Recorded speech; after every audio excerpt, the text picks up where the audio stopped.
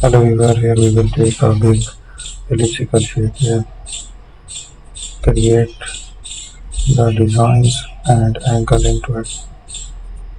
At different angles we will add a paint.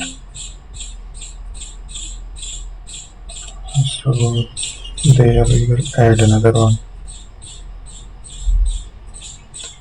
Let's create it.